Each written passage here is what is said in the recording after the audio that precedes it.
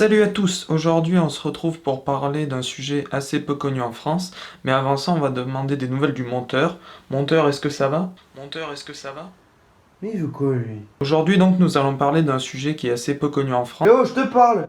J'ai bien attendre une réponse! France, mais qui a eu un impact particulier lors des 19e et 20e siècles. Et ce sujet, c'est la guerre franco-prussienne de 1870. Vous voulez en savoir plus? Bienvenue dans ce nouvel épisode d'Historium.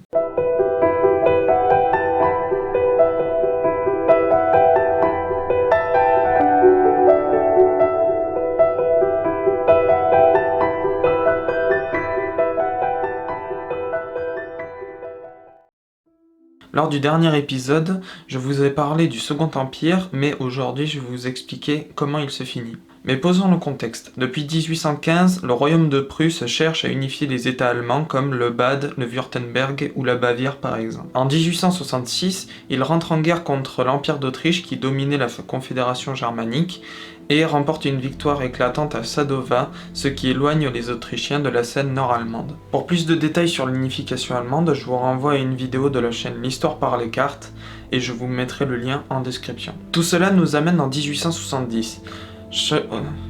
C'est le menteur, tu me fais galérer tout à l'heure. Maintenant c'est toi qui galère, hein.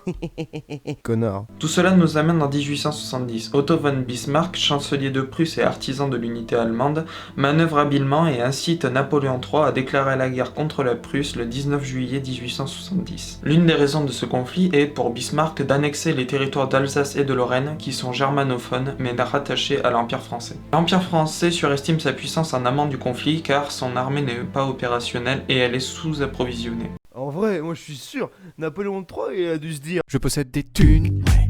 Je suis à l'aise financièrement, je ne me plains pas, non. Les affaires marchent en ce moment.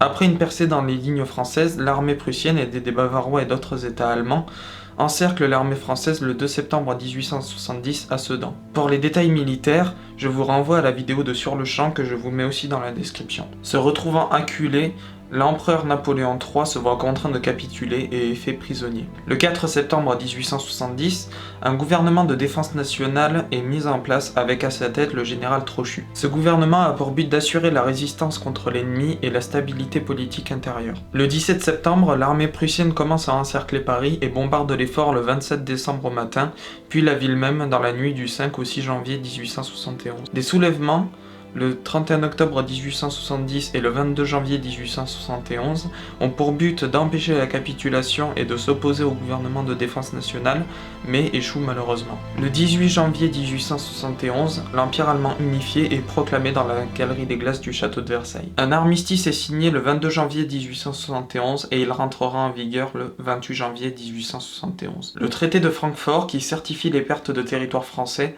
est signé le 10 mai 1871, alors en pleine commune de Paris. Mais ça, on le verra la prochaine fois. Merci à tous d'avoir regardé cette vidéo. Voilà, alors je sais que j'ai beaucoup survolé, mais c'était vraiment pour vous introduire. Je rappelle que tout ça n'est qu'une introduction à la commune de Paris. Voilà, donc j'espère que la vidéo vous a plu. Vous pouvez la partager, vous abonner, mettre un pouce bleu, enfin faire ce que vous voulez. Voilà, et je vous dis à la semaine prochaine.